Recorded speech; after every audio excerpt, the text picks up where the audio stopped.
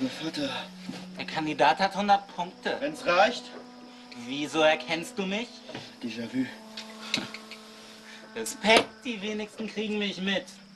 Ich hatte genug Gelegenheit. Man könnte fast sagen, ich bin ein Fan von dir. Und? Gibt's einen Fanclub von mir? Meine Teenie-Kreiszeit ist lange vorbei. Wir sind erwachsen. Lassen wir den Plural. Lass uns spielen. Viva Las Vegas de Nada. Verarsch mich nicht. Take 4, 3, 2, 1. Scoring our young world, this is John Q.